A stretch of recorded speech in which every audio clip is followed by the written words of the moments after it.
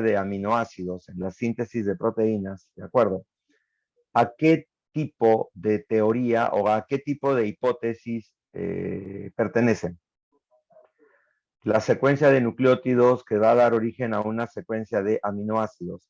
¿A qué tipo de hipótesis pertenece? Claro, pertenece al dogma biológico, pero hay dos hipótesis que ayudan a ese proceso antes de llegar al verdadero dogma biológico. ¿Quién se acuerda? Hay uno Traducción. propuesto, no, hay uno propuesto por Butler y Tatum en 1948 y hay otro propuesto en 1953. Muy bien, muy bien. La colinearidad, ¿de acuerdo? En 1953, después de la propuesta de Watson y Crick sobre el modelo de doble hélice del ADN, se plantea la hipótesis de colinearidad, donde dice que la secuencia de nucleótidos se está relacionada directamente con la secuencia de aminoácidos. Recuerden, por favor, la de Butler y Tatum es la hipótesis del paralelismo, que plantea que si tú tienes el gen, vas a tener la enzima.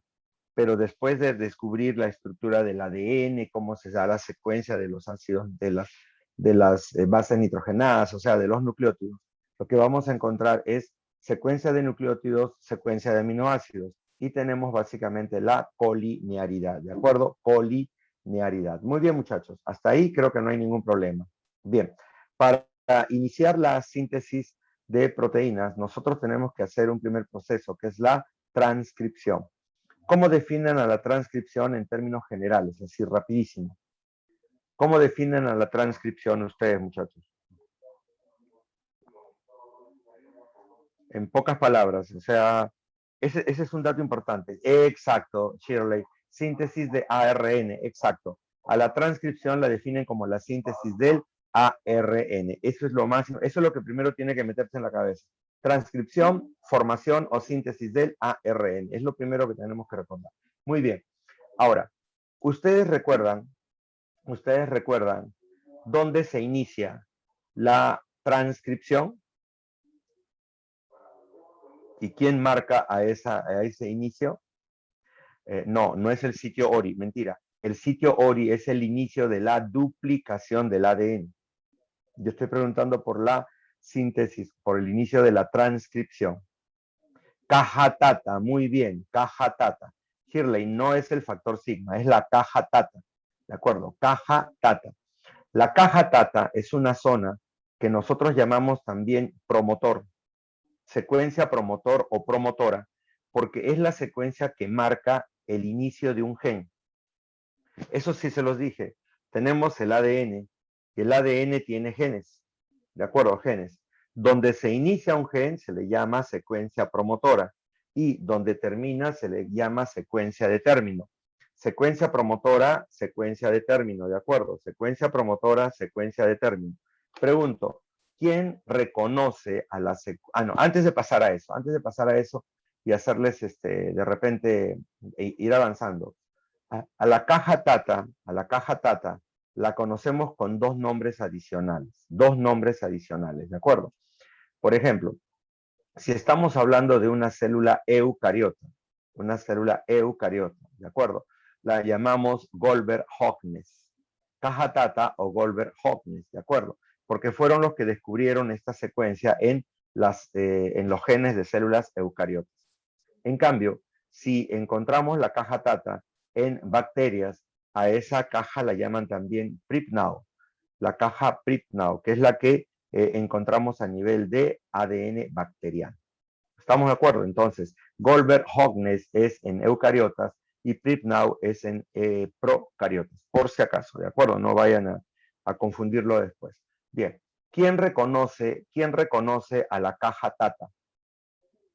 ¿Quién viene a reconocer a la caja tata? El factor sigma. ¿De qué enzima? ¿De qué enzima? Buen día. ¿De qué enzima? Buen día, Salim. ¿De qué enzima? A ver, el factor de la ARN polimerasa. Muy bien.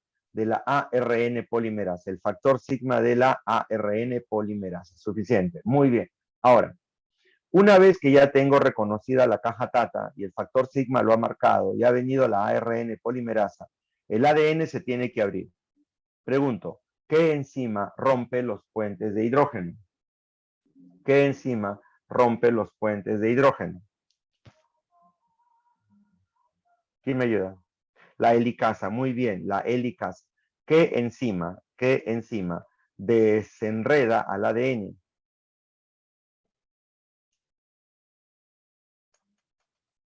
¿Qué enzima desenreda al ADN? La topoisomerasa, excelente. Una vez que se ha abierto el ADN, empieza la síntesis. ¿Quién viene a formar el nuevo ARN? ¿Qué enzima forma el nuevo ARN?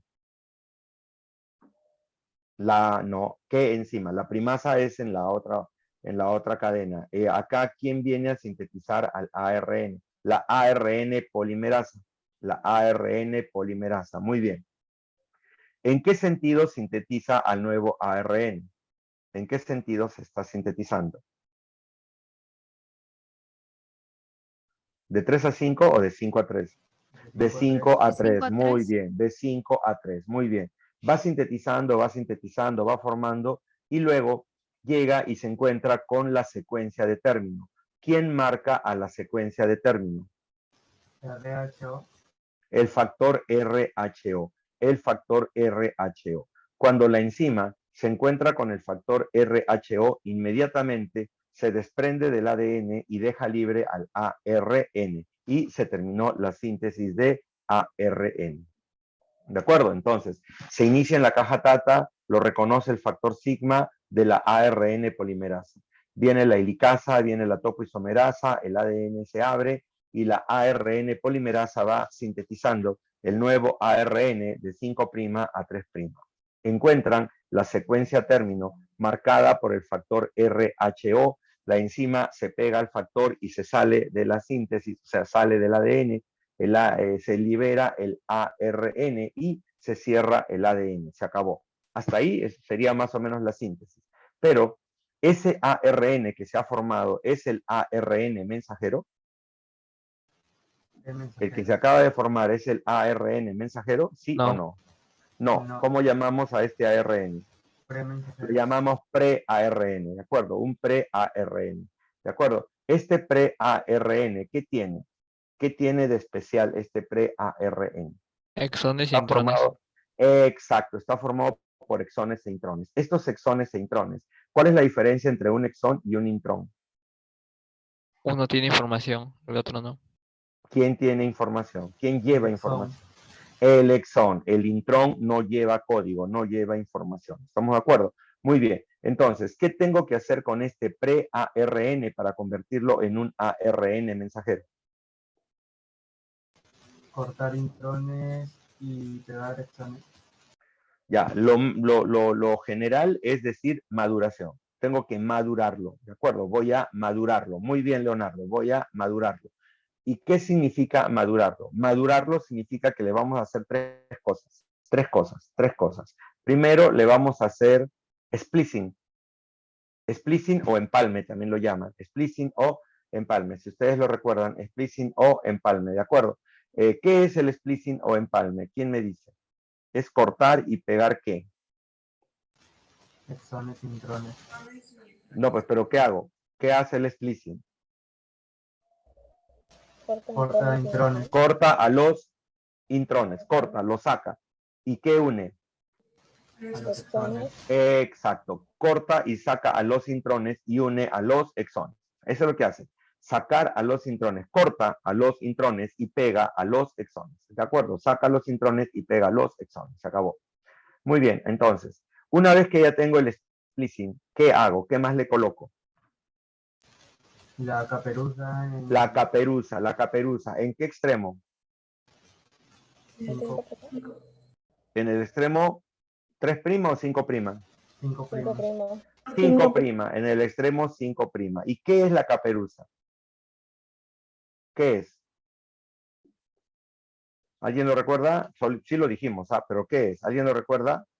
Es una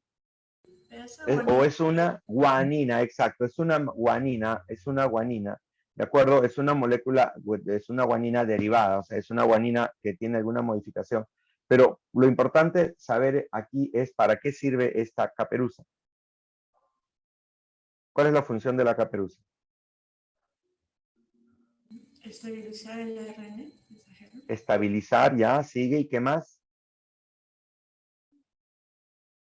Solamente para estabilizarlo y reconocer el ribosoma, exacto. Le sirve para mantener al ARN estable sin descomponerse y a asociarse al ribosoma. O sea, es lo que le permite reconocer al ribosoma. Muy bien. Y en el otro extremo, ¿qué le coloco? Y en el otro extremo, ¿qué le coloco? La cola polía. Muy bien. ¿Y para qué le sirve la cola polía? ¿Cuál es la función de la cola polía? Estabilizar, Sigue, sigue. estabilizar los enzimas. Estabilizar a las enzimas, no es específicamente eso. En cierto modo tienes razón, pero lo que hace básicamente, lo que hace la cola polía es evitar, exacto, es una defensa contra las enzimas, porque cuando el ARN sale, va a ser atacado directamente por las enzimas que están en el citoplasma y van a empezar la destrucción. Y van a empezar a romper a la molécula, ¿de acuerdo? Entonces, esa es la clave. Van a empezar a desestabilizar o sea, van a empezar van a evitar, perdón, que las enzimas que están en el citoplasma destruyan a este ARN. Entonces, mira, hemos cogido al pre-ARN, le hemos quitado los intrones, le hemos pegado la caperuza y le hemos pegado la cola polía. El producto, ¿qué nombre le damos? Lo que queda, el producto, ¿qué nombre le vamos a dar? ¿Qué es lo que hemos formado ya ahora? Ahora sí, ¿qué hemos formado? ARN mensajero. Ahora sí es el ARN mensajero. Ahora sí lo pueden llamar ARN mensajero. Tengan presente eso, por favor, muchachos. Tengan presente eso. ¿Por qué? Porque es fácil que les coloquen, en un examen una secuencia, ¿sí? un dibujo, una secuencia de ARN que diga 5', 3' y segmentos, exones e intrones. Y te dice, esto es ARN mensajero, este es el ARN mensajero. Sabemos que no, porque esto es un pre-ARN. ¿Por qué? Porque no tiene caperuza, no tiene la cola poliá y tiene todavía los intrones, ¿de acuerdo? En cambio, cuando hacemos la modificación, le cortamos los intrones, pegamos los exones, le pegamos la caperuza, le pegamos la cola polía allá. Recién estoy hablando de un ARN mensajero, un ARN mensajero maduro, con caperuza, con exones y con cola polía.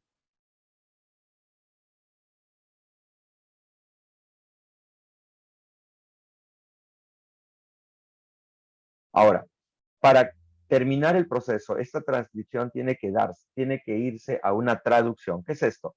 Traducir significa leer ese código que hemos creado, que hemos escrito, y transformarlo en una proteína. Leer el código y transformarlo en una proteína, ¿de acuerdo? Bien. El código se le llama código genético, pero el código genético tiene ciertas características. ¿Cómo está escrito el código? ¿En qué? ¿Cómo está escrito el código? En codones. ¿Qué es un codón? ¿Qué es un codón? ¿Qué es un codón? Todavía no me digas 64. ¿Qué es un codón? Bases nitrogenadas. Ya, ¿cuántas? 3. 3 bases nitrogenadas. Y ese codón que tiene 3 bases nitrogenadas, ¿a quién está representando? Que es un código, tiene que representar a alguien. A un aminoácido. A un aminoácido. Entonces, los codones son 3 bases nitrogenadas que los 3 unidos codifican o representan a un aminoácido. Muy bien. ¿Esos codones de dónde vienen? ¿De la recombinación de qué?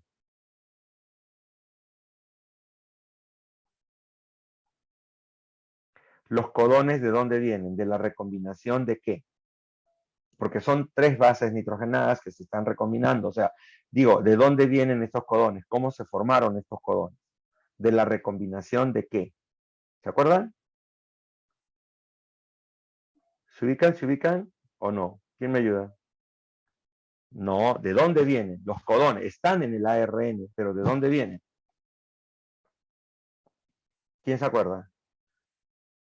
Sí, muchachos. A ver, yo te hago una pregunta. ¿Cuántas bases nitrogenadas tiene el ARN? ¿Cuántas bases nitrogenadas tiene el ARN? 4. ¿Cuáles son? ¿Cuáles son?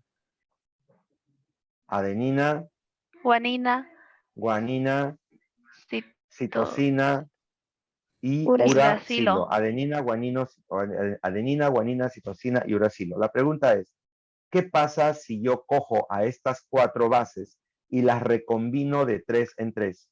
¿Qué voy a formar? ¿Codones?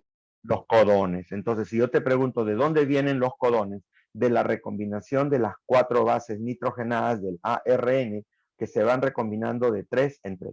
¿Me entiendes? De ahí viene, de la recombinación de las bases nitrogenadas del ARN. ¿Y cuántos codones estoy formando? De cuatro combinaciones. 64. Y estos 64 son para cuántos aminoácidos que nosotros tenemos. 20. 20. Entonces, hay más codones que aminoácidos. Por eso lo llaman, ¿de qué manera? Hay más codones que aminoácidos. Por eso los llaman, ¿de qué manera? ¿Cómo llaman al degenerado? Exacto. ¿Por qué? Porque hay más codones que aminoácidos. Lo que hemos visto, porque eso se los presenté en un cuadro, lo que hemos visto, hay aminoácidos que tienen un solo codón y hay aminoácidos que pueden tener hasta 6 codones en su estructura, o sea, para representarlos, 6 codones, ¿de acuerdo? De los 64 codones, ¿cuántos sí codifican un aminoácido? 61. 61, muy bien. Los otros 3, ¿cómo los llamamos? Codones de término. Codones de término. ¿Recuerdas cuáles son? O por lo menos recuerdas uno. BAA, BAG y BGA. No es B, es U. UAG. Es UAA, UAG y UGA. ¿De acuerdo? Es el WA, el WAG y el UGA. El WA, el WAG y el UGA. ¿De acuerdo? Entonces, son los codones de término. El UAA es el WA, el WAG, UAG y el UGA, UGA. ¿De acuerdo? Son los codones de término. Uno de ellos está siempre al final de la cadena marcando el fin de la síntesis de proteínas. Muy bien. Y díganme cuál es el codón de inicio. AUG. AUG. ¿Y el codón de inicio a qué aminoácido codifica? Metionina. Muy bien. La pregunta es, ¿ese codón de inicio dónde solamente sirve para las células procariotas o para las células eucariotas? ¿O para todo tipo de proteína? A las eucariotas. Solamente para las eucariotas. O para todos, como dice Joaquín. Para todos. Para todos, de acuerdo. Recuerden que el codón de inicio es el mismo codón para cualquier proteína que se sintetice acá en la Tierra. Cualquier proteína, desde las bacterias hasta el humano, van a tener siempre como primer codón al AUG. AUG. ¿Estamos de acuerdo hasta ahí? Entonces, punto, se acabó. Esto es código genético. Ya vimos el código genético, ¿de acuerdo? No. Yo no te estoy diciendo qué aminoácido codifica, te estoy diciendo qué codones. El AUG es el codón. Para las procariotas, lo que trae es una formilmetionina, es una metionina formilada, en otras palabras. Y en eucariotas codifica para una metionina, pero siempre es el primer codón de todas las proteínas. ¿De acuerdo? Yo te he dicho cuál es el primer codón, no te he dicho qué aminoácido codifica. ¿De acuerdo? Ahora sí, ¿me entendiste, Shirley? ¿Estamos? Recuerda, el AUG es el mismo para todos. Solamente que si es procariota, codifica para una formilmetionina y si es eucariota, codifica para una metionina. Muy bien, no hay problema. Excelente. Entonces, ahora sí, empezamos la traducción. Traducción. Para que exista la traducción, ¿qué tiene que ocurrir? ¿Quién me ayuda? ¿Qué ocurre para que exista la traducción?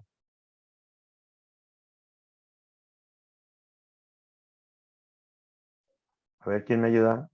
¿Qué tiene que ocurrir para que básicamente se inicie la síntesis? No, se inicie. Vamos a iniciar la traducción. ¿Cómo se inicia la traducción? A ver, díganme qué ocurre. El ARN mensajero se une ¿a quién?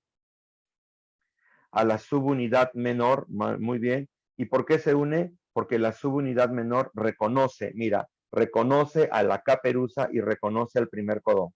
Reconoce a la caperuza y reconoce al primer codón. Entonces, viene la subunidad menor y reconoce a la caperuza y al primer codón. Muy bien, y se pega. Luego, ¿quién viene? Luego, ¿quién viene? ARN de transferencia.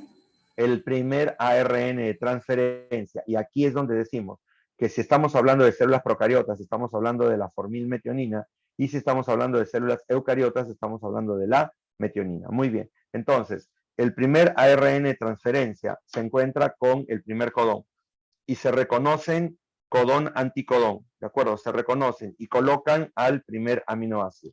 Ahora, ¿quién viene? Ahora, ¿quién viene? La subunidad mayor. La subunidad mayor, muy bien. En la subunidad mayor reconocemos dos sitios. ¿Cuáles son estos dos sitios? En la subunidad mayor hay dos sitios. ¿Quién me dice cuáles son? El sitio, El sitio P ya.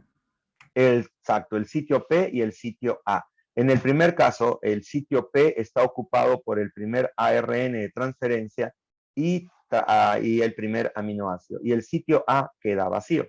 Entonces, la unión de el ARN mensajero, subunidad menor, ARN de transferencia y subunidad mayor está formando el complejo de síntesis. Ya tenemos el complejo de síntesis armado. Muy bien.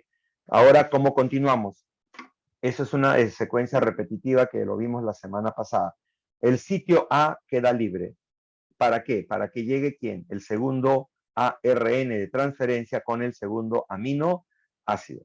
Una vez que llega este segundo ARN con el segundo aminoácido, ¿de acuerdo? La pregunta es, ¿qué enzima hay en la subunidad mayor?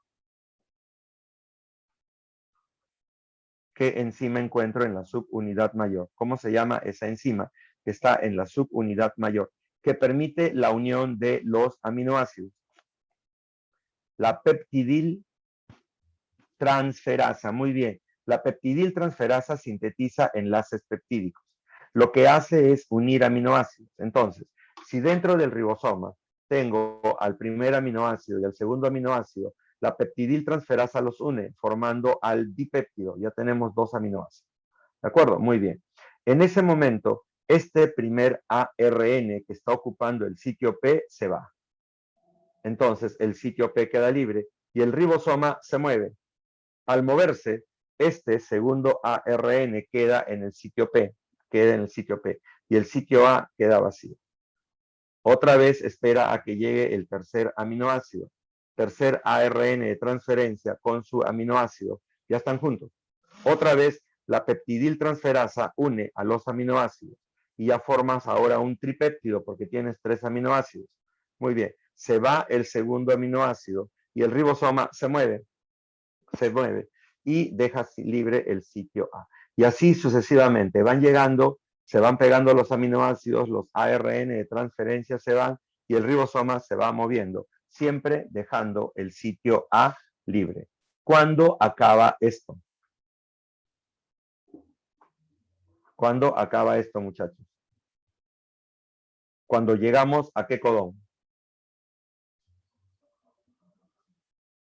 A ver, muchachos, ¿cuándo llegamos? ¿Cuándo acaba? Cuando llegamos al codón de término, muy bien. Cuando llegamos al codón de término, excelente. Cuando llegamos al codón de término, el ribosoma se da cuenta de que ya no hay secuencia que leer. Entonces, ¿qué va a pasar con el ribosoma? ¿Qué pasa? Las dos subunidades se separan. Las dos subunidades se separan. Y una vez que se han separado, ¿de acuerdo? Dejan libre al ARN, dejan libre a la proteína y las dos subunidades están separadas. Terminamos la síntesis de proteínas. ¿Estamos de acuerdo entonces? Esto es lo que nosotros habíamos hecho la semana pasada acerca de lo que era, ¿de acuerdo? Acerca de lo que era básicamente nuestra síntesis proteica. ¿Estamos de acuerdo hasta ahí? Eso fue lo que conversamos la semana pasada. Pero después iniciamos lo que era el ciclo celular. ¿Quién me define qué es el ciclo celular? A ver, ¿quién me ayuda? ¿Qué es el ciclo celular? Espero que con esto ya ustedes tengan la idea de cómo es la síntesis de proteínas. Transcripción, traducción, ¿de acuerdo? Formación de ARN, maduración del ARN y luego leemos, ¿de acuerdo? Muy bien. Ahora, ¿qué es qué es el ciclo celular? ¿Es la división celular? Muy bien, sí, podemos considerarla así. Es la división celular, lo acepto, es la división celular. ¿Cuántas etapas tiene el ciclo celular? ¿Cuántas etapas tiene el ciclo celular? ¿Quién me ayuda? ¿Cuántas etapas tiene el ciclo celular? 2. ¿Cuáles son? Mitosis y Te- meiosis. No, no es mitosis y meiosis. Interfaz Mentira. y síntesis. Interfase y síntesis. Muy bien, la interfase, no es interfase y síntesis, es interfase, pero la segunda es, una es interfaz y la segunda es división. Muy bien, es la interfase y la división. Interfase y división. ¿De acuerdo? La interfase y la división. ¿Estamos de acuerdo hasta ahí? Muy bien, entonces, el ciclo celular es el tiempo que la célula toma en dar origen a nuevas células y tiene dos fases, la interfase y la división. Para empezar, nada más. Una pregunta. ¿Las células procariotas hacen ciclo celular? ¿Las células procariotas hacen ciclo celular? ¿Sí o no? No. ¿Por qué? ¿Por qué no? Porque no tienen cromosomas y tampoco tienen, ¿qué más no tienen? ¿Hay algo más que les falta? ¿Quién se acuerda? No tienen uso mitótico. ¿Pero por qué no tienen uso mitótico? ¿Por qué no tienen uso mitótico? ¿Quién me ayuda? ¿Por qué no tienen uso mitótico? A ver, ¿quién me ayuda? A ver, ¿por qué no tienen uso mitótico? No, porque no tienen, básicamente, porque no tienen citoesqueleto. No hay centriolos y tampoco tienen citoesqueleto. Entonces, ese es un dato importante. No tienen cromosomas, pero tampoco tienen citoesqueleto. Por lo tanto, no tienen centriolos, no tienen fibras de uso, por lo tanto, no van a formar uso acromático para nada. ¿De acuerdo? Entonces, pregunto, ¿cómo llamamos a la división de una célula procariota? ¿Cómo llamamos a la división de una célula procariota? A ver, ¿cómo llamamos a esta división? A la división donde una célula procariota solita se está dividiendo. ¿Cómo llamamos? ¿Quién se acuerda? Lo hicimos la semana pasada. ¿Qué nombre lleva? División directa o fisión binaria. Muy bien. División directa o fisión binaria. Excelente. Esa es la forma como una célula se reproduce. Una célula procariota se reproduce. División directa o fisión binaria. Ahora, la segunda pregunta. Pregunto, ¿y puede o es posible que las células procariotas intercambien material genético? O sea, intercambien ADN. ¿Puede darse el caso? ¿Sí? Y si se da el caso, ¿cómo se llama? ¿Puede una bacteria intercambiar ADN con otra bacteria? ¿Sí o no? Sí, me están diciendo que sí. Pero ¿cómo se llama el proceso? ¿Cómo se llama ese proceso? ¿Es un proceso Sexual. parasexual? Recuérdenlo, es un proceso parasexual. No es sexual porque no hay órganos ni células reproductoras. Simplemente lo que hace es intercambiar material genético. ¿Ese material genético cómo se llama? Ese material Plásmido. genético que pueden, exacto, es el plásmido, excelente, es el plásmido. ¿Cuántos mecanismos tiene la bacteria para intercambiar su plásmido? 3. ¿Cuáles son, Leonardo? ¿Puedes decirlo? 3. ¿Cuáles son, Shirley? ¿Pueden decirlo? Conjugación, traducción Conjugación, transducción y transformación. transformación. Conjugación, transducción y transformación. Díganme, ¿en cuál de las tres hay un contacto directo entre bacteria y bacteria?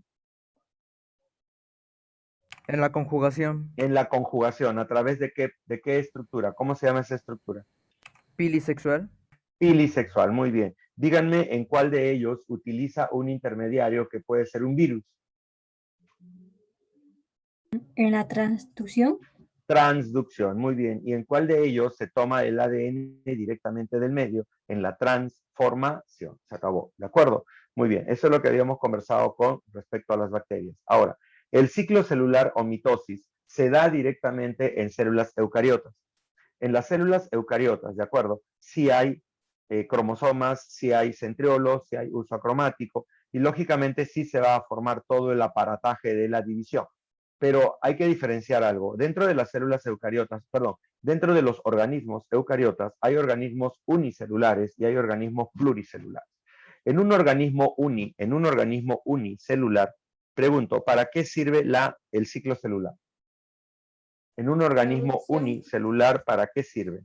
Reproducción asexual. Para la reproducción asexual. En este caso, ¿cuántos mecanismos de reproducción sexual conversamos esa vez? A ver, ¿cuántos mecanismos que utilizan la mitosis se dan en organismos o en células, en organismos unicelulares, perdón, en organismos unicelulares. Ya la bipartición, sigue, la bipartición, la La gemación. gemación y la Gemación. esporulación. Muy bien. Esporulación. Bipartición, gemación y esporulación. Esto es mitosis, o sea, esto es un ciclo celular normal, común y corriente. Hace interfaces, se divide al núcleo y luego se separa. Entonces, en la bipartición, una célula hace mitosis y se separa en dos. ¿De acuerdo? Bipartición. En la gemación, primero divides el núcleo. Pero si te acuerdas, la división del citoplasma es desigual. En una hay una mayor cantidad de citoplasma y en la otra casi nada. Entonces, a esa pequeña célula con poca cantidad de citoplasma lo llamamos yema o brote. Yema o brote. Y en la esporulación ocurre varias mitosis, o sea, varias divisiones consecutivas. Se divide el núcleo varias veces y luego cada fragmento o cada núcleo se encarga de capturar un pedazo de citoplasma, luego genera su propia membrana y se acabó el asunto. Genera su propia membrana y se acabó el asunto. ¿Estamos de acuerdo? Entonces, ese es el proceso. Y creo que hasta ahí ya, esa es la reproducción asexual de organismos unicelulares, eucariotas. Pero vámonos ahora a la reproducción, a los organismos pluricelulares, como nosotros, organismos pluricelulares. Y ahí sí tenemos que hablar de todo el proceso, ¿de acuerdo? Muy bien. En nuestro caso, el ciclo celular consta de las dos etapas, interfase y división. Pregunto, ¿para qué sirve la interfase? Es una etapa de ¿Cuál es? preparación. De preparación, muy bien. ¿Qué significa preparar para ti? Maduración ¿Qué para la significa? división. Ya, la célula madura, muy bien. La célula va a madurar y se va a preparar. En otras palabras, la célula va a crecer, va a recuperar organelas, va a llenarse, va a duplicar su ADN, va a sintetizar proteínas y se va a llenar de ATP. Todo esto lo llamamos básicamente interfase, una etapa de preparación. Y la etapa de división, ¿cómo la definirías? Mitosis y citoquinesis. Ya, pero ¿cómo la definirías? ¿Qué es para ti la mitosis? ¿O qué es para ti la división? Es una etapa donde se van a repartir. Muy bien. Vamos a repartir. ¿Qué vamos a repartir? ¿Qué se reparte primero? El material genético. Muy bien. ¿Cómo llamamos a esa primera etapa de repartición del material genético? ¿Qué nombre le damos? Mitosis. Exacto, mitosis. ¿O qué otro nombre lleva, Leonardo? Mitosis o cariocinesis. Muy bien. Mitosis o cariocinesis, que es la división del núcleo. Y luego, ¿qué voy a dividir? Citoplasma. El citoplasma. ¿Y cómo llamo ahora ese proceso? Citoquinesis. Citoquinesis, exacto. La división del citoplasma o citoquinesis. O sea, la idea es que yo tengo que repartir equitativamente tanto el núcleo como el citoplasma y al final obtener dos células hijas idénticas, igualitas, ¿de acuerdo? Ese es el objetivo de del ciclo celular. Entonces, vamos primero con la interfase. La interfase, que es la primera etapa donde la célula se prepara, ¿cuántas subetapas tiene? Tres. Tres. ¿Cuáles son? Profase, metafase y anafase. Mentira, mentira, mentira. ¿Cuáles son las tres etapas de la interfase? Periodo G1, G1, S, S, G2, 0. G2. G1, S y G2. No, solamente considera tres. G1, S y G2. ¿De acuerdo? Muy bien. ¿Qué pasa en G1? Los cromosomas sencillos. No, antes de eso. ¿Qué pasa en G1? Todavía no hablamos de cromosomas. La célula crece, ¿recuperando qué? Volumen y organela. Exacto, esa es la clave. O sea, recupera volumen y organelas. En este caso todavía no hablamos de cromosomas, porque todavía ni siquiera se han condensado. La cromatina está totalmente suelta. No hablen de cromosomas en G1, ¿de acuerdo? En G1 solamente la célula recupera su volumen del citoplasma y recupera sus organelas. Pero hay un problema. La G1 es una etapa muy sensible. ¿Y qué pasa porque sea sensible? ¿Qué puede pasar porque sea sensible? Se puede detener la división celular. Se puede detener, muy bien. la célula puede detener el ciclo celular. ¿Y qué pasa cuando la detiene? ¿A qué estado entra? G0. A un estado G0. G0. Díganme, ¿con qué otro nombre conozco el estado G0? Diferenciación. Quiesencia, muy bien, quiesencia, pero tiene otro nombre. Es quiesencia, el estado quieto lo llaman también quiesencia, pero también tiene otro nombre, un estado llamado de diferencia. ¿Se acuerdan? Diferenciación. ¿Qué significa esto de estado de diferenciación? Que la célula deja de dividirse, pero que ya empieza a cumplir una función específica dentro del tejido o dentro de la estructura del cuerpo, ¿de acuerdo? Ya empieza a cumplir una verdadera función. Ya no solamente es dividirse, sino cumplir. Lo que quiero que entiendan con esto es que las células que están en constante división son células embrionarias, células que no las dejan madurar, células que están en constante división, su membrana, sus estructuras están recién formadas y por lo tanto es una célula joven que no cumple función, solamente está dividiéndose, dividiéndose y dividiéndose. Cuando las células salen del ciclo celular y se meten al estado G0, ya la célula pierde esa condición. Ya no es una célula bebé, entre comillas, sino que ya es una célula madura que funciona, que sintetiza, que produce, que metaboliza. Eso es lo que quiero que entiendan, ¿de acuerdo? Cuando están en el ciclo celular, son células bebé, que solamente están para que las cuiden y para que se dividan y dan origen a más células. Pero cuando pasan al estado G0, ya es una célula madura, es una célula adulta que trabaja, que funciona y que ya cumple un rol dentro del tejido. Ese es un dato importante que quiero que te quede bien grabado, ¿de acuerdo? Muy bien. Ya, eso es G0. Ya, pero si la célula logra salir del G0, ¿entra a cuál etapa? Periodo S. Al periodo S. ¿Y qué pasa en el periodo S? ¿Se ¿Qué duplican? pasa en el Duplica periodo S? la Duplicación del cromatina. ADN. Ya, primero ocurre la duplicación del ADN y segundo, La cromatina. ya, la cromatina me la estás duplicando con el ADN, no me está diciendo lo mismo, porque cuando se dice que se duplique el ADN se está duplicando la cromatina, ¿estamos de acuerdo? Síntesis de proteínas, Leonardo, muy bien, se produce la síntesis de proteínas. Entonces, primero duplico el ADN y luego sintetizo proteínas. Y esto es idéntico a lo que acabamos de estudiar con ustedes. Lo que es la duplicación del ADN y la síntesis de proteínas. Todo eso ocurre en la etapa S, ¿de acuerdo? Aquí la pregunta es, ¿por qué es importante duplicar el ADN? Para repartir cantidades iguales de material genético. Ah, muy bien, para que el material genético sea repartido en cantidades iguales en las células hijas, porque uno de los objetivos de todo este proceso es obtener células hijas idénticas, iguales. El ciclo celular hace eso, producir células idénticas, iguales. Muy bien. Entonces, ya entendemos por qué es importante la etapa S. Ahora, ¿qué pasa en la etapa G2? ¿Qué ocurre en la etapa G2? Síntesis de proteínas. Continúa la síntesis de proteínas, pero se inicia otra que es importante. ¿La síntesis de qué? Síntesis de ATP. Síntesis de ATP. ¿Y para qué sirve la síntesis de ATP, muchachos? ¿Para qué le sirve tener ATP? ¿Qué le va a dar el ATP a la célula? Divide en grande cantidad. No, ¿qué le va a dar? ATP. ¿Qué le va a dar? Energía.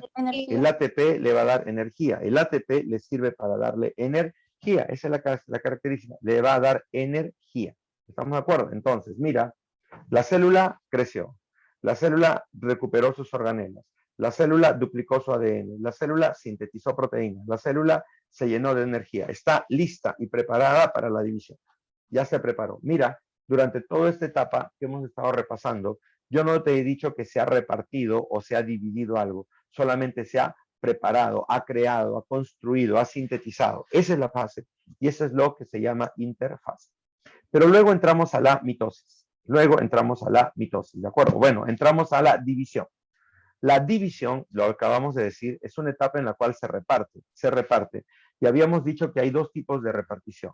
Primero se divide el núcleo y luego se divide el citoplasma. Cuando se divide el núcleo lo llamamos cariocinesis y la división del citoplasma lo llamamos citocinesis. Punto. Pregunto, la cariocinesis, también llamada mitosis, cariocinesis o también llamada mitosis. ¿Cuál es el objetivo de la mitosis? El objetivo, ¿para qué se da? ¿Qué va a producir? Células hijas. Células hijas, muy bien. ¿Y estas células hijas cómo son? Con variabilidad. No, mentira. Ah, iguales. Iguales, son idénticas. ¿A quién? A la célula, Ah, célula madre. idénticas a la célula madre, exacto. Son idénticas en carga genética y estructura a la célula madre. Idénticas, totalmente idénticas. Muy bien. Otra pregunta. ¿Para qué sirve, por ejemplo, la mitosis en tu cuerpo? Reparar tejidos. ¿Para qué sirve? Para reparar tejidos, Crecimiento. para que crezcas. ¿Para qué más?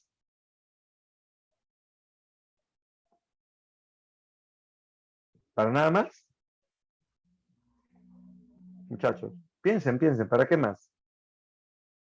Desarrollo del embrión, excelente, para el desarrollo embrionario. Muy bien, entonces ya tenemos, reparamos tejidos para el crecimiento y para el desarrollo embrionario. Excelente. Pregunto, ¿ustedes me pueden decir qué significa mitosis astral y mitosis anastral? ¿Recuerdan, saben, conocen qué es una mitosis astral y una mitosis anastral?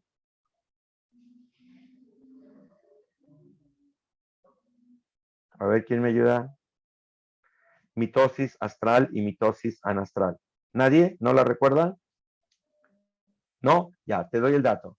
Aster significa la unión de los centriolos con el uso acromático. Aster es la unión del centriolo, el centriolo en el centro, y alrededor vienen las fibras del uso, formando el aster, ¿de acuerdo?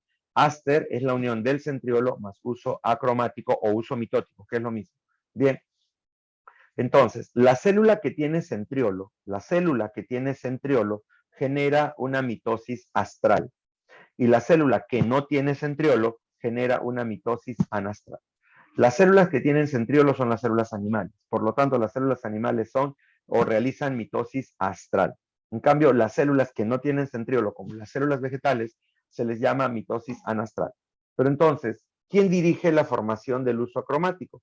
Porque acá está el extremo y el uso acromático va de extremo a extremo. Muy bien. Se dirige por una estructura virtual, porque no es real, es virtual, que llamamos casquete polar. El famoso casquete polar. Eso es el casquete polar. ¿Estamos de acuerdo hasta ahí? Entonces, a eso llamamos nosotros básicamente la mitosis astral y la mitosis anastral. La mitosis astral es la que tiene el aster y es la que tiene centriolo más uso acromático. Y la anastral es la que no tiene el aster y básicamente controla el desarrollo del uso acromático a través del casquete polar. Punto, se acabó. ¿Cuántas etapas tiene la mitosis? ¿Cuántas etapas tiene la mitosis? Rapidito. 4. Dime cuáles son. Profase, Profase, metafase, anafase y telofase. Muy bien, profase, metafase, anafase y telofase. Muy bien, pregunto. En profase, ¿qué pasa en profase con la carioteca? Se condensa la cromatina. No, ¿qué pasa en profase con la carioteca? Se dispersa el núcleo. Piensen bien, ¿qué pasa en profase con la carioteca? Se retrae, se empaqueta. La carioteca se empaqueta. ¿Qué pasa con el nucleolo? Se dispersa. Se dispersa. ¿Qué pasa con la cromatina? Se condensa. Se condensa. ¿Qué pasa con los centriolos? Se divide. Se dividen y van ¿a dónde? A los polos opuestos. A los polos opuestos. ¿Y entre ellos qué se va a formar? Entre ellos, ¿qué se forma? El uso acromático. Se acabó el asunto. Mira, carioteca se retrae, nucleolo se dispersa, cromatina se condensa, los centriolos se dividen, van a polos opuestos y forman uso acromático. Se acabó. ¿Qué pasa en metafase? La cromatina llega a su Máxima condensación. formando a los Cromosomas. Muy bien. A estos cromosomas los puedo Unir. No, los puedo Separar. ver, contar y medir. Ya se pueden ver a los cromosomas, los puedo contar y los puedo medir, ¿de acuerdo? Muy bien. Ahora, es la mejor etapa para el estudio de los cromosomas. Pero los cromosomas en metafase, ¿están libres o están unidos a algo? Al uso En acromático. metafase, los cromosomas, los cromosomas se unen al uso acromático. ¿Por medio de qué?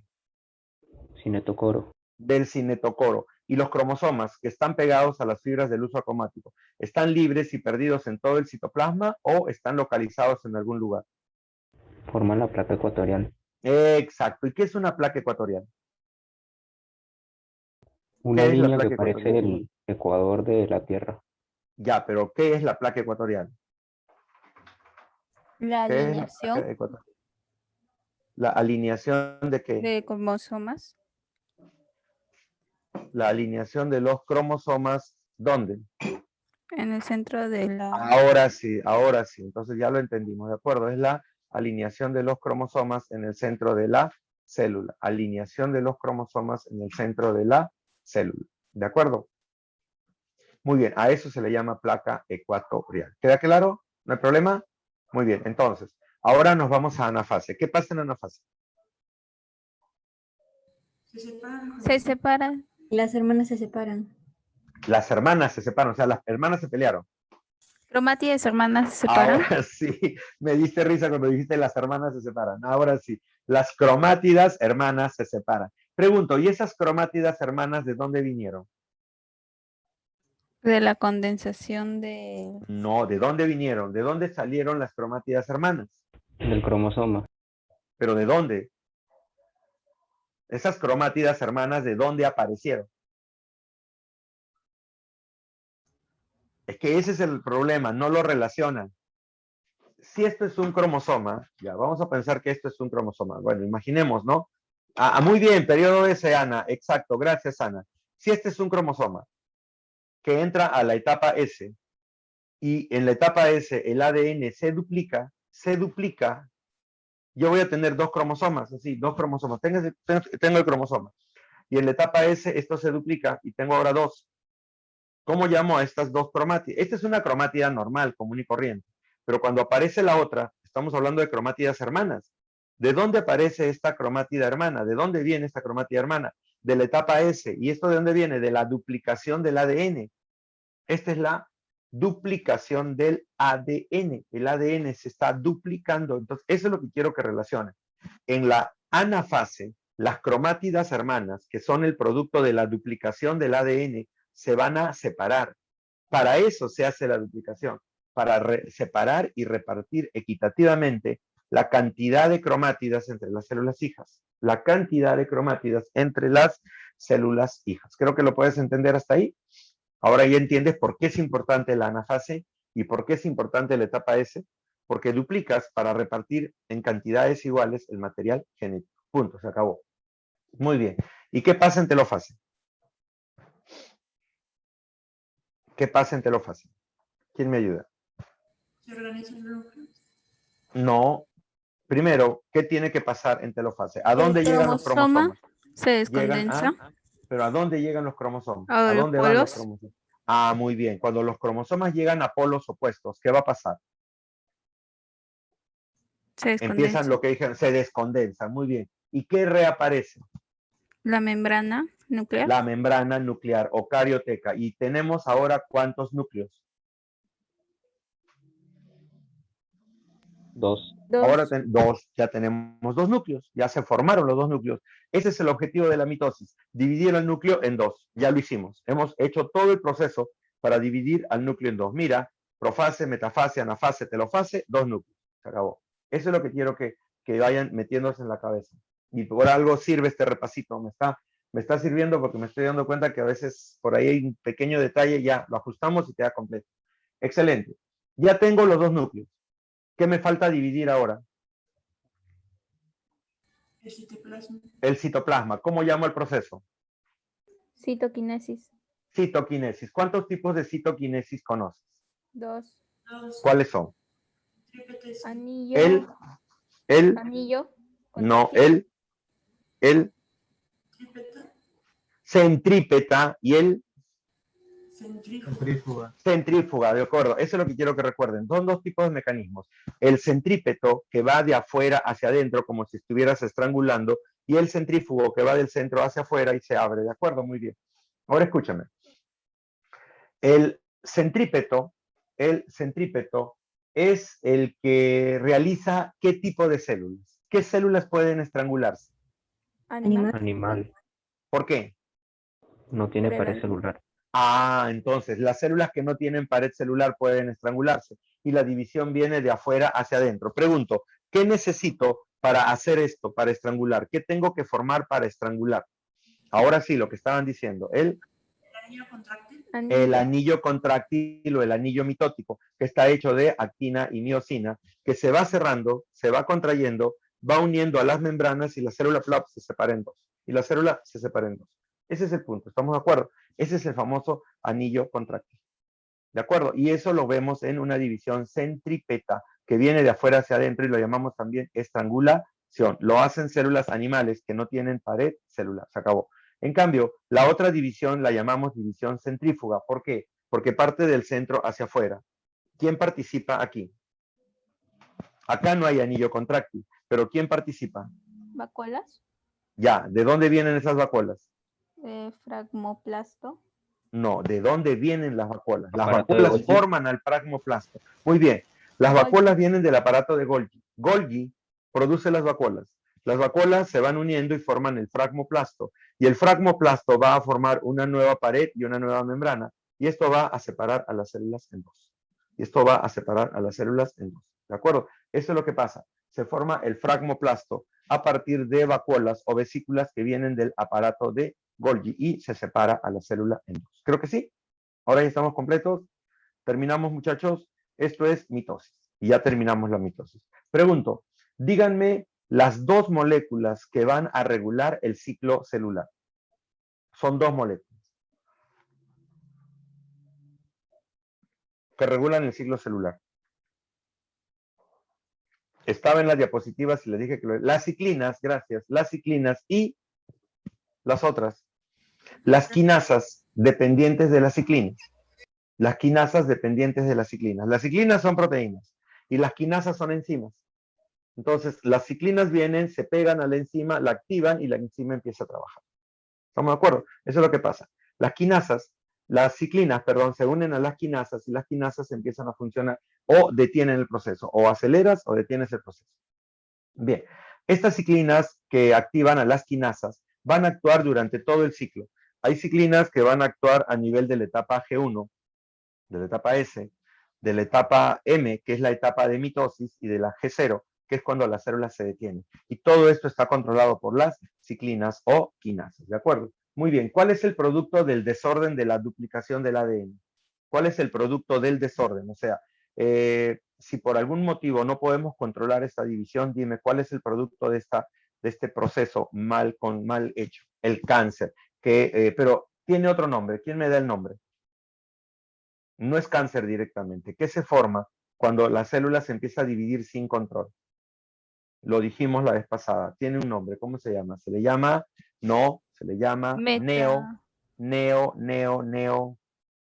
¿Se acuerdan? Neoplasias. Neoplasias, ¿de acuerdo? Recuerda, neo es nuevo, plasia tejido. O sea, estás formando nuevos tejidos en tu cuerpo.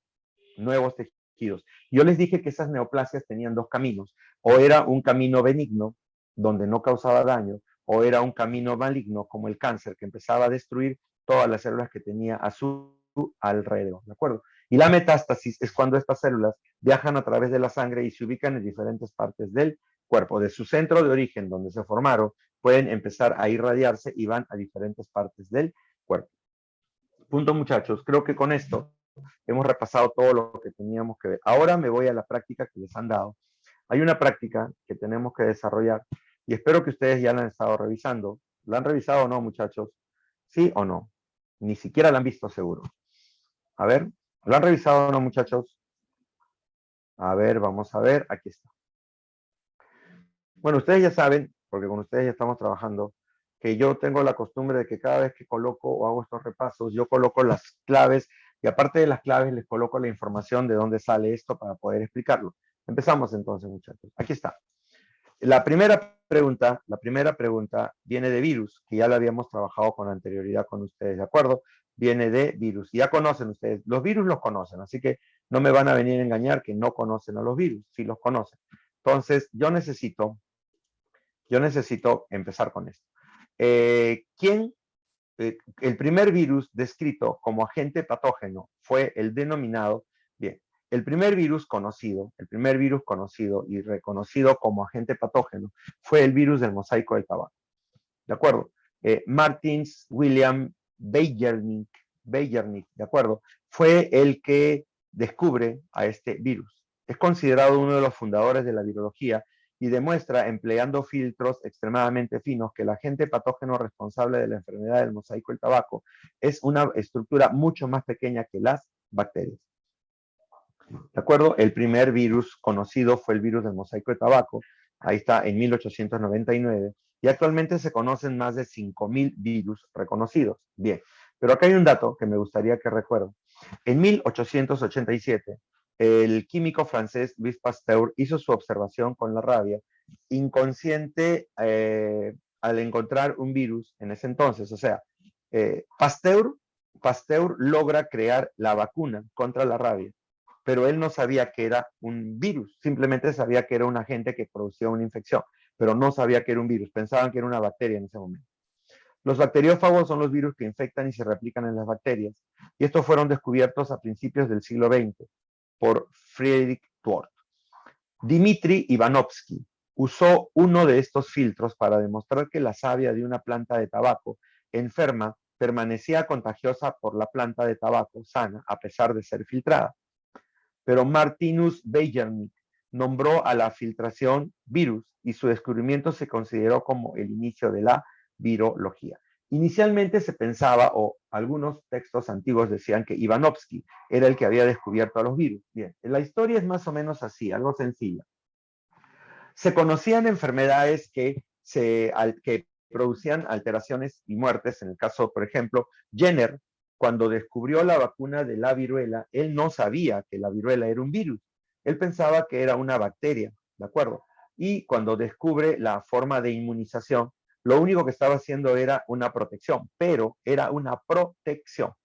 Él no sabía que estaba haciendo una vacuna contra el virus, ¿de acuerdo? Muy bien. Esto vino ya después, como dice, en 1899, ¿de acuerdo? En 1899, recién se pudo decir que eran los virus, ¿de acuerdo? El problema era que cuando se descubrieron a las bacterias, crearon unos filtros tan pequeños que bloqueaban el paso de las bacterias y así evitabas infecciones. Pero aún así, con estos filtros, se podían enfermar las personas. Entonces decían, ya, el problema es que esto se está dando porque hay algo más pequeño que las bacterias que pasan los filtros y que pueden infectar. Como te dice, Ivanovsky hizo un triturado de estas plantas del tabaco que tenían este virus y lo filtraba. Y aún después de la filtración seguían infectando, o sea que la gente era mucho más pequeño. Y Beijerinck descubre que estos agentes pequeños, él los llama virus, porque él los llamó veneno, porque él decía, debe ser una sustancia como el veneno que producía la infección. ¿De acuerdo? Entonces, él fue el primer virus, o él mencionó que fue el primer virus patógeno que se encontraba y lo describieron. A partir de ahí ya empezaron a describirse. Y un dato, a los virus recién se los pudo empezar a ver y a reconocer a partir del microscopio electrónico. Antes ni siquiera se sabía que existían. ¿De acuerdo? Muy bien. Acá tenemos en la pregunta 2, con respecto a las características generales de los virus, indique como verdadero o falso según corresponda. Marquemos la alternativa. Son entidades unicelulares, infecciosas, falso. Los virus no son células, eso ya lo conocemos. ¿Tienen metabolismo propio? Falso, no tienen metabolismo. ¿Se reproducen fuera de la célula hospedera? No, no pueden reproducirse y no lo hacen fuera de una célula. Se replican, pero dentro de una célula, ¿de acuerdo? ¿Son agentes acelulares con cápside proteica? Sí. ¿Son agentes? No son células. ¿Y tienen cápside? Sí. ¿Son parásitos intracelulares obligados? Exacto. No pueden vivir fuera de una célula. Aquí tienen el dato para que lo puedan revisar, ¿de acuerdo? El término virus viene del latín veneno. Es un elemento genético que contiene ARN o ADN y solamente se replica dentro de células hospederas. ¿De acuerdo? Y tiene un estado extracelular, pero es inactivo. No está formado por células. Su tamaño está entre 30 y 300 nanómetros.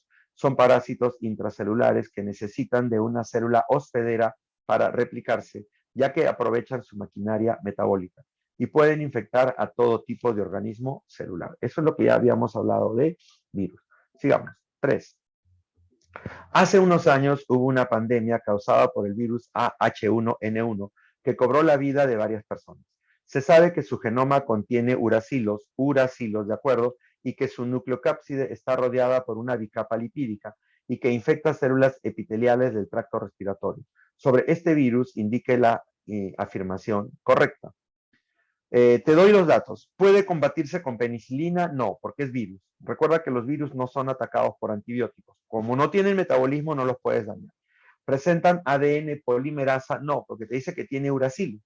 Tiene uracilo, por lo tanto no tiene ADN polimerasa. ¿Es un bacteriófago? No, porque no ataca a bacterias, ataca a células del epitelio respiratorio. Pero por el dato que tiene uracilo, es un virus de tipo ARN. Por el uracilo, sabemos que es un virus ARN. Ahora, la gripe AH1, la N1, es conocida generalmente como la gripe porcina. Y se dice que se produce por la unión de las dos cepas, H1N1 y H3N2, que es el virus de la gripe de la influenza. Los síntomas de esta gripe son los mismos que el de la gripe de temporada, ¿de acuerdo? En el 2009 los científicos reconocieron una cepa particular del virus de la gripe. Este virus es una combinación del virus de cerdo, ave y humano que enferma a los humanos.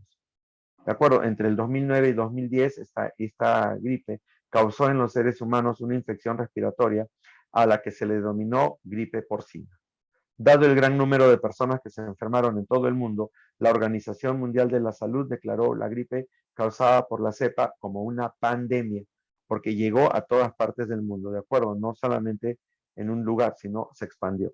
Y en 2010, la Organización Mundial de la Salud declaró el fin de la pandemia. Esta pandemia duró poco y también fue un virus que entró mutado de los animales hacia el humano.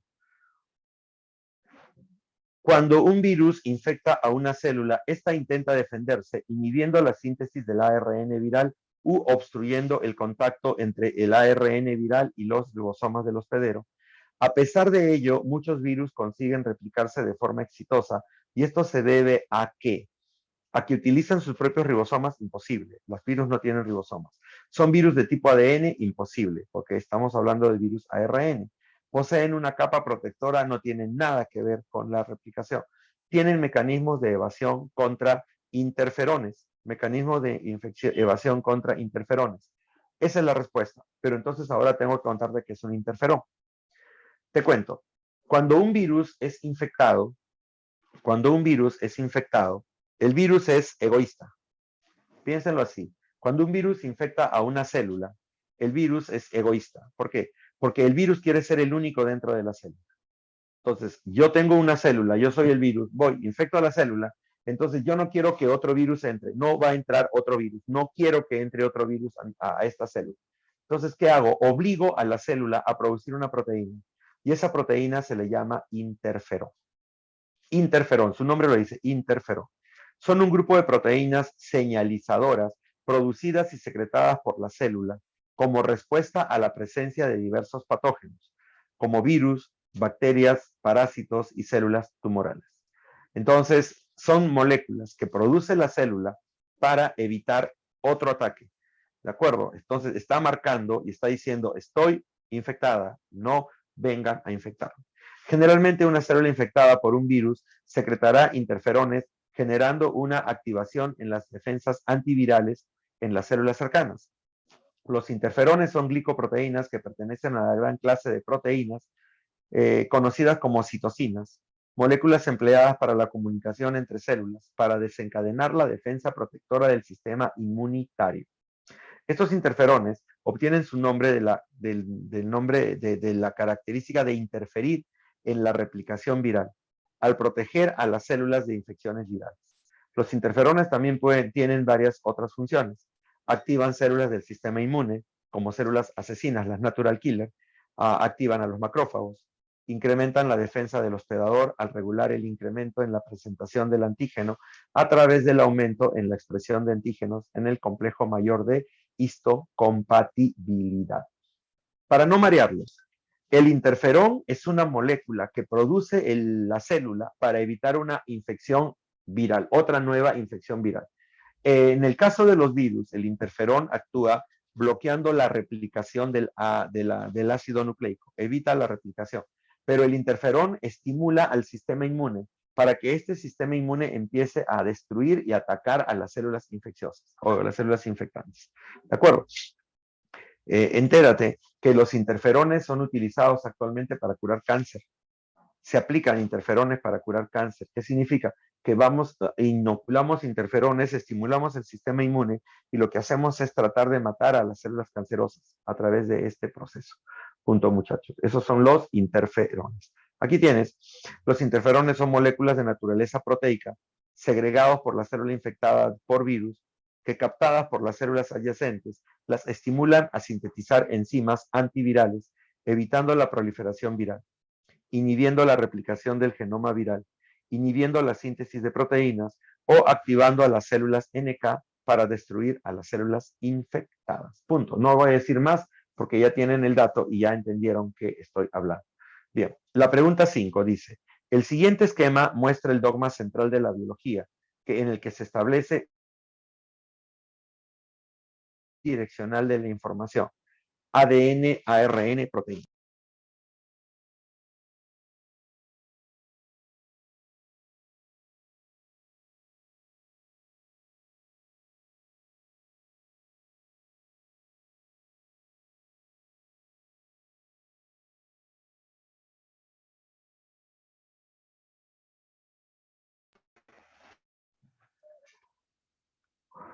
Ya, gracias muchachos. Escúchenme entonces, aquí va. Escuchen esto. Hay algunos virus que tienen la capacidad, ¿de acuerdo? Que hacen esto, pero al revés. ¿De acuerdo? Hacen esto, pero al revés. O sea, en vez de hacer ADN, ARN, hacen ARN, ADN. A ese proceso lo llamamos retrotranscripción o transcripción en reversa. ¿De acuerdo? Retrotranscripción o transcripción en reversa. ¿De acuerdo?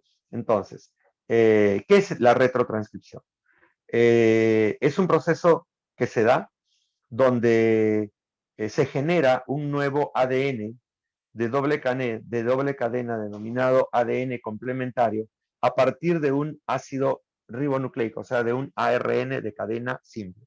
Como están viendo en el esquema, el ARN va sintetizando una nueva cadena y luego sintetiza la otra y al final formamos dos cadenas. Ahí tenemos el ADN, o sea, a ese ADN lo llamamos ADN complementario, ¿de acuerdo? Aquí lo tienes. El retrovirus es un virus cuyo genoma es ARN, que contiene una retrotranscriptasa que le permite usar una cadena de ARN como molde para sintetizar un ADN, haciendo una transcripción inversa. ¿De acuerdo? Después hace una copia complementaria de esa hebra de ADN y la doble cadena de ADN creada se incorpora en el ADN de la célula infectada para usar la maquinaria metabólica y producir la replicación y la transcripción.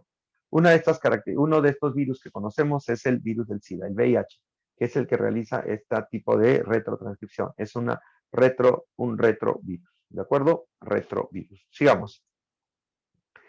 En los últimos años se vienen realizando diversos estudios con el fin de encontrar un mejor tratamiento y posiblemente una cura contra el retrovirus causante del SIDA. Muchos de ellos se enfocan en el bloqueo de la GP120 utilizando anticuerpos u otros compuestos. En este caso, ¿qué procesos se estaría intentando inhibir? Ahora, si estamos hablando de la GP120, ustedes recuerdan que la GP120 es un peplómero, un spike, que está en la superficie de la membrana de la célula, del virus, está en la membrana del virus, que reconoce a los marcadores que están en la célula para unirse y así empieza la infección. Entonces, el GP120 reconoce el marcador, ¿de acuerdo? Y luego, inmediatamente, se produce la fijación y luego la unión y se produce la infección. Entonces, si estaríamos hablando de la GP120, estamos bloqueando la fijación. Ya, inhibidor de entrada, lo llamamos, también conocido como inhibidor de fusión. Es un tipo de antirretroviral usado en la terapia de combinación para el tratamiento por infección de VIH. Este tipo de medicamento interfiere en la entrada del virión a la célula humana por medio del bloqueo del ciclo de replicación. Estos agentes frenan la aparición de la infección del SIDA. ¿De acuerdo? Aquí tienes más o menos el esquema. El virus viene con su GP120 y reconoce al receptor que tenemos a nivel de la membrana, y al reconocerlo, la célula se une y al final la membrana se fusiona y el virus ingresa a producir la infección. Esto sería en un caso normal, ¿de acuerdo? Pero acá, utilizando los inhibidores, ¿de acuerdo?, van a evitar que el virus se acople. El inhibidor viene y se une al receptor CD4 de la membrana y lo bloquea y no permite que las membranas se unan, ¿de acuerdo? Entonces ahí viene el inhibidor que va a bloquear que estas dos proteínas se asocien y por lo tanto no van a permitir que las membranas se unan, bloqueando o evitando la infección viral. A esto se le llama bloqueadores de fijación.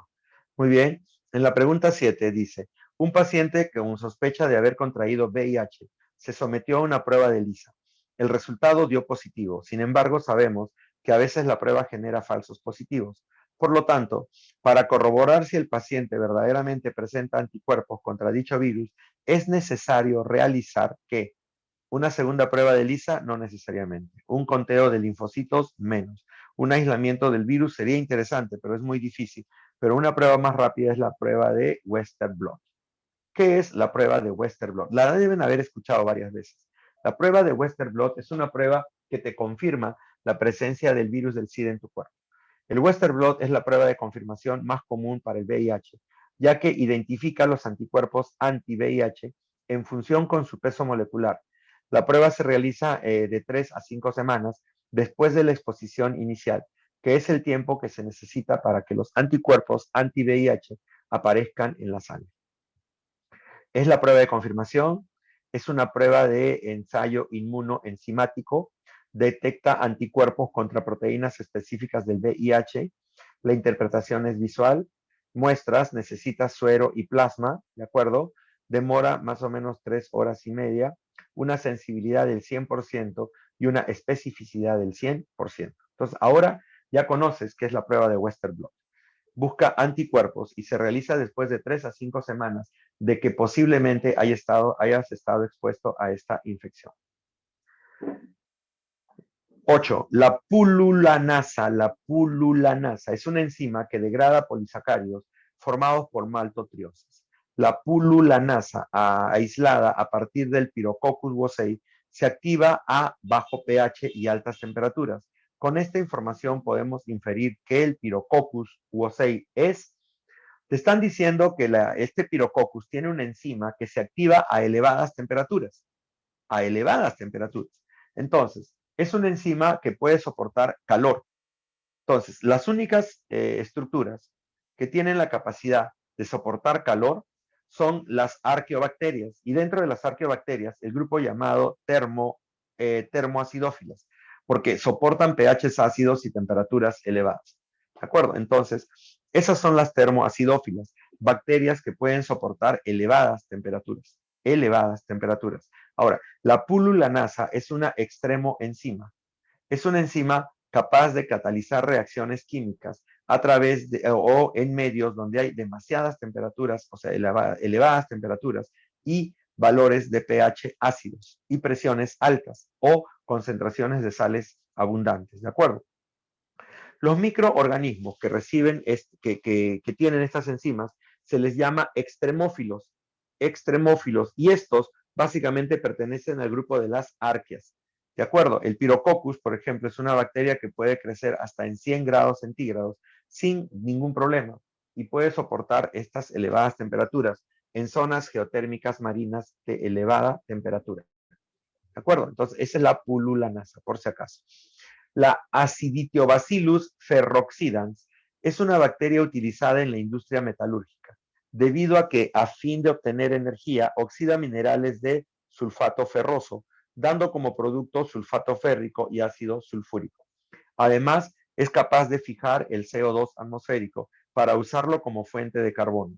Por lo tanto, el tipo de nutrición de esta bacteria sería, mira, está utilizando al CO2 como fuente de carbono para sus moléculas. Por lo tanto, tiene que ser autótrofo, ¿de acuerdo?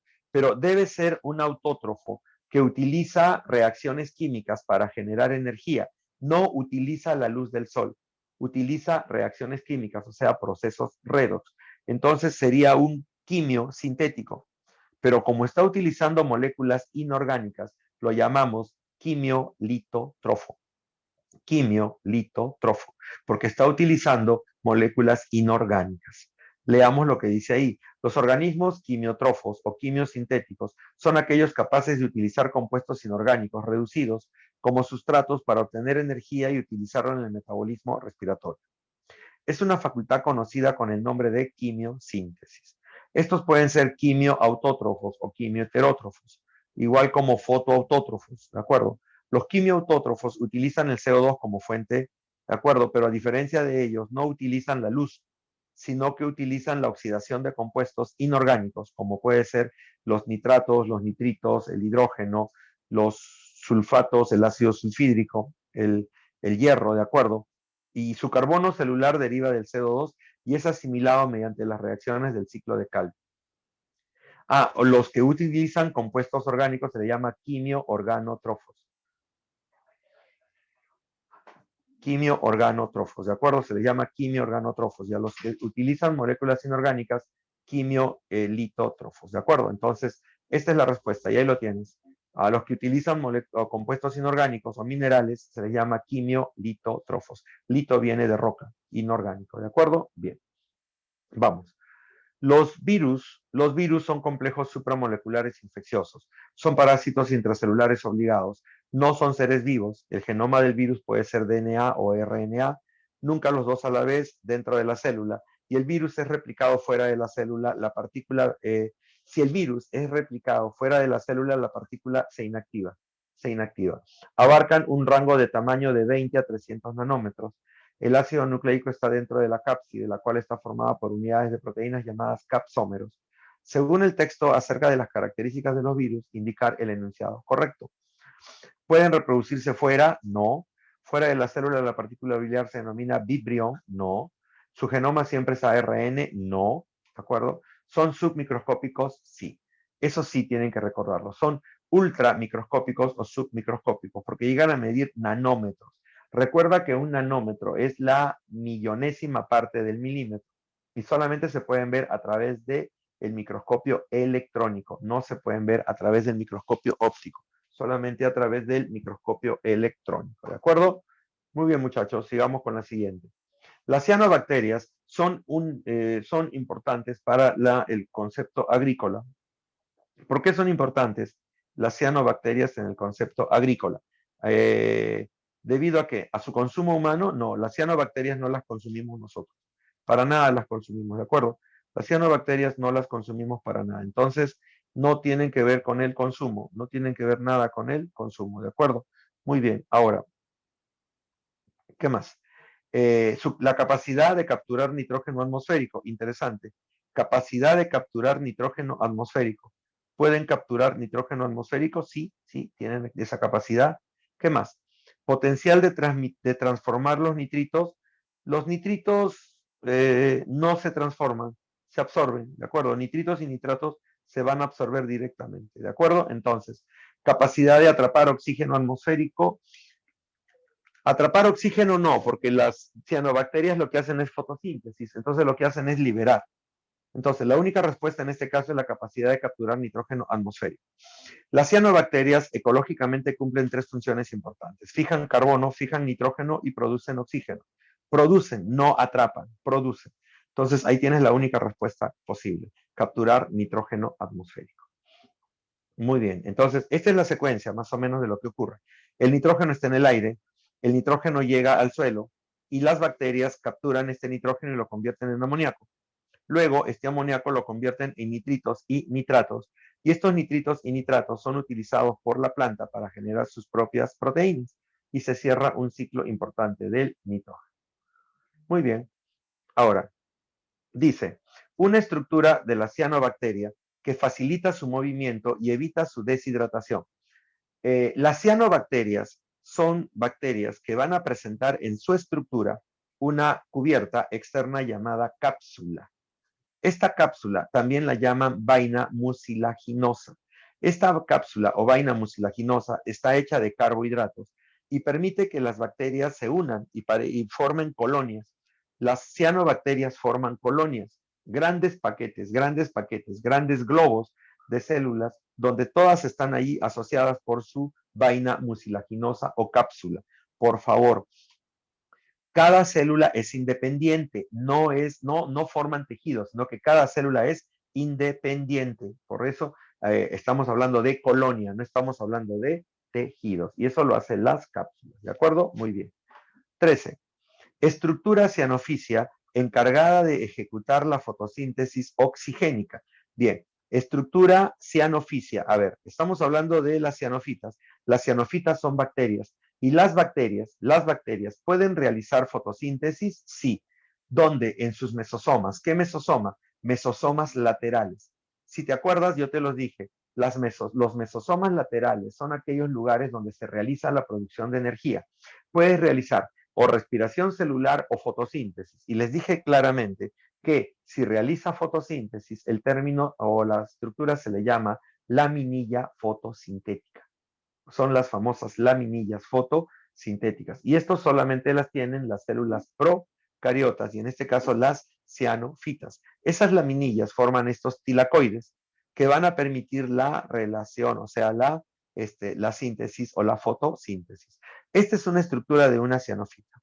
Tiene una vaina, ¿de acuerdo? Tiene su ADN, tiene sus ribosomas, gránulos de volutina, ¿de acuerdo? Tiene gránulos de glucógeno, gránulos de cianoficina y los tilacoides con los pigmentos para realizar fotosíntesis. Muy bien. La 14. Estructura vegetativa resistente a los medios adversos en las cianofitas, aumentando su pared celular. A ver, las cianofitas, las algas cianofitas o bacterias, en este caso cianofitas, tienen una particularidad. Son bacterias que normalmente viven en el agua. Entonces, yo te hago una pregunta de esta manera. Cuando yo vivo cerca de un lago y están allí las bacterias cianofitas, y yo utilizo este lago para regar, entonces yo abro las compuertas del agua y el agua llega a mi campo de cultivo y yo riego, ¿de acuerdo? Entonces cierro las compuertas y el agua queda ahí. Pero el agua luego se absorbe y va a dejar el suelo húmedo, y las bacterias que estaban ahí, que estaban viviendo en el agua, se van a morir. Lógicamente el agua ya se fue. Entonces, ¿qué pasará con ellas? Entonces, en ese momento generan estructuras resistentes que las hacen sobrevivir en estos tipos de características. Y esas estructuras son los acinetos. ¿Qué son los acinetos? Son células parecidas a las endosporas que se producen en las cianobacterias como respuesta a las condiciones de vida desfavorables.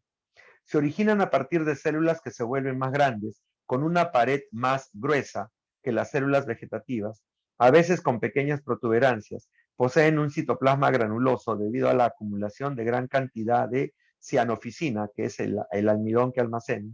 Entre la pared y las capas mucilaginosas segregan una nueva capa fibrosa. Tienen un metabolismo reducido y germinan cuando las condiciones ambientales vuelven a ser las adecuadas. Entonces, los acinetos son como esporas que ayudan a la bacteria a mantenerse viva, ¿de acuerdo? Entonces, en ciertas situaciones adversas, protege a la célula y hace que esta célula se mantenga viva y resistente.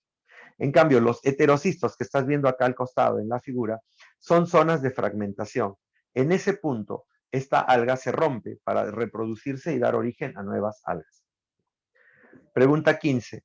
Las arqueobacterias, a diferencia de las bacterias comunes, no poseen en su pared celular ya.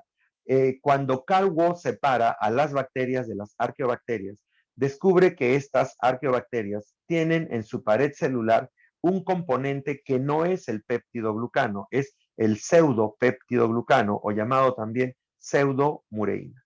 ¿De acuerdo? Básicamente la diferencia es que el peptidoglucano tiene el ácido acetilmurámico. En cambio, en la pseudomureína o en el pseudopeptidoglucano tenemos el ácido acetilosalinurónico, ¿de acuerdo? Y el acetilglucosamino. Entonces, la diferencia es justamente esa. El acetilmurámico en el peptidoglucano normal y en el pseudopeptidoglucano tenemos el acetilatolosaminúronico, tremendo nombre, Pero esa es la diferencia. Por eso es que se produce la diferencia entre una arqueobacteria y una eubacteria. ¿De acuerdo? Aquí tienen la pseudomureína, se presenta en las arqueas, tiene un polímero de NAG, ¿de acuerdo? Es el N-acetil talosaminurónico, presenta cadenas laterales de aminoácidos, presenta puentes interpeptídicos, ¿de acuerdo?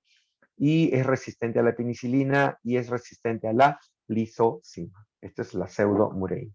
Ahora, las halobacterias pertenecen al grupo halo. Halo significa sal. Son arqueobacterias que viven en lugares muy salados, totalmente salados, una gran concentración de sal. Esas son las famosas halobacterias, ¿de acuerdo? Bien, aquí las tienes. Halobacterias utilizan la bacterioruberina para absorber la luz solar y realizar fotosíntesis y tienen una pigmentación media rojiza, ¿de acuerdo? Esto es típico y viven en lugares muy salados. Bien. El principal lípido de la membrana celular cuyas cualidades le brindan propiedades a dicha estructura. A ver, ¿qué es lo que tiene la membrana que le da ciertas propiedades? Colesterol, podría ser. Esfingosina es un alcohol, no está en la membrana. Las ceras no están en la membrana, entonces te queda colesterol y fosfolípidos. La membrana está hecha de fosfolípidos. Es la que le da las características. Si los fosfolípidos tuvieran una cadena de hidrocarburos en lugar de dos, la bicapa lipídica no podría regular la concentración de sales y pH. Además, si solo existiera una cadena, la membrana podría romperse con bastante facilidad. No mantendría iones, proteínas y otras moléculas compartimentadas y estos pueden liberarse con gran facilidad. Sería permeable. Entonces, el fosfolípido, que forma parte de las membranas, tiene dos cadenas, o sea, tiene la parte, tiene el alcohol, ¿de acuerdo? Tiene el ácido fosfórico, ¿de acuerdo? Pero tiene dos cadenas de ácidos grasos. Entonces, lo que nos está diciendo acá es que si el fosfolípido tuviera una sola cadena de ácido graso, no podría formar la doble capa y además sería una capa muy inestable, una membrana muy inestable y sería porosa y permeable, permitiría que todo se fluya a través de la membrana. Entonces, esa es la respuesta, fosfolípidos, ¿de acuerdo? El transporte de iones se da principalmente en la membrana celular a través de un fenómeno conocido como los iones son sales. Los iones vienen de las sales y el proceso se llama difusión. Y eso ustedes lo conocen.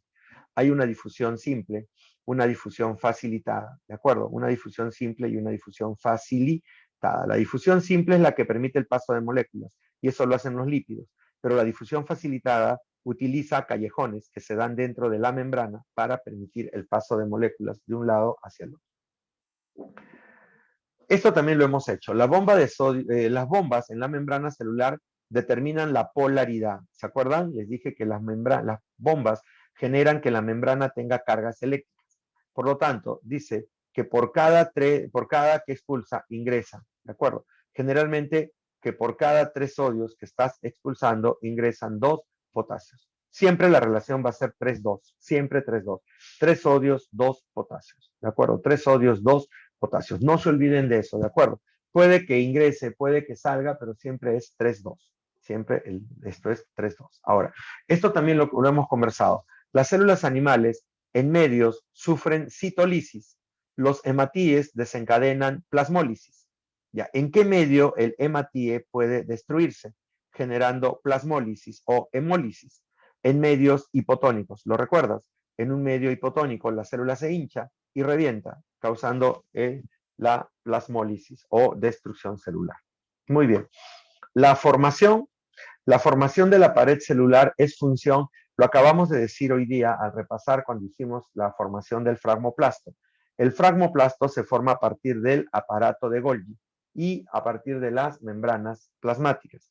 Estos dos intervienen y forman la pared celular de cualquier célula vegetal. ¿De acuerdo?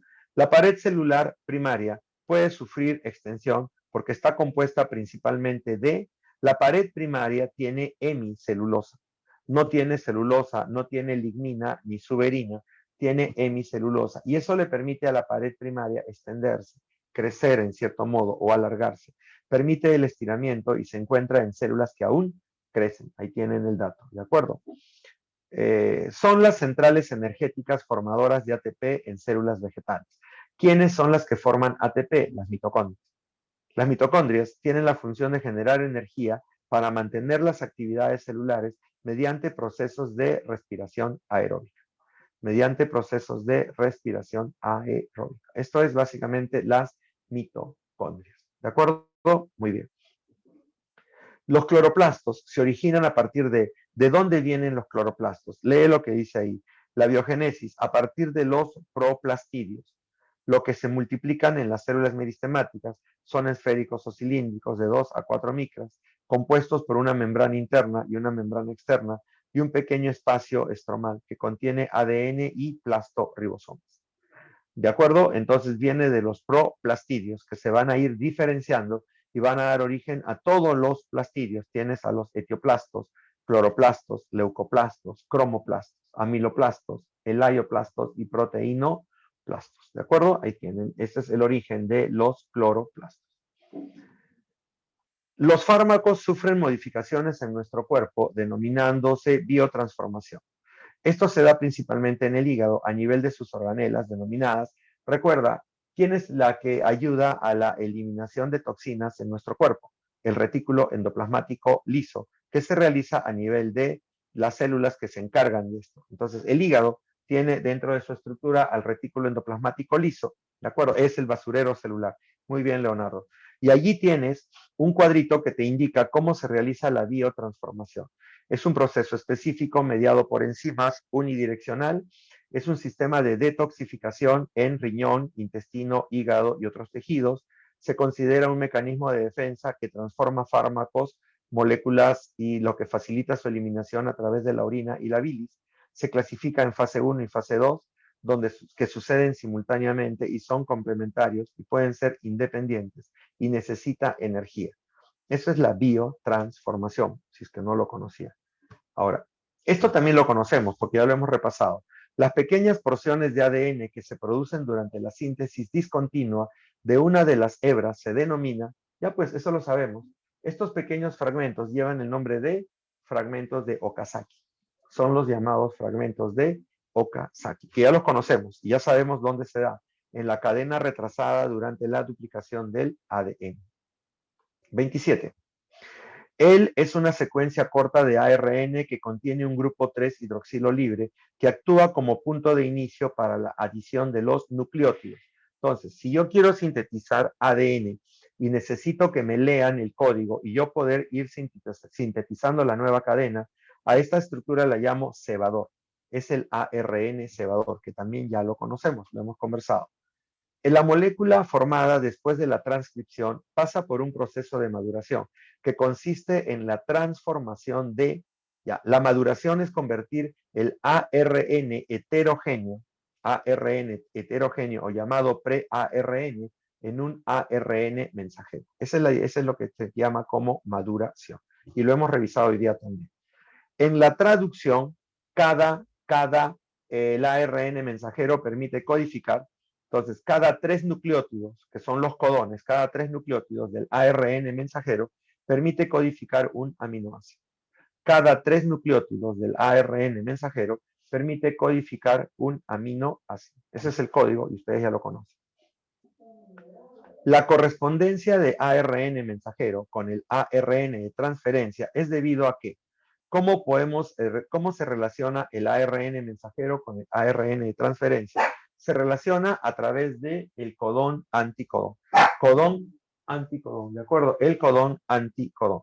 En este caso, hay un reconocimiento codón-anticodón, sabes dónde se localiza el aminoácido y es así como se relaciona el ARN mensajero con el ARN de transferencia.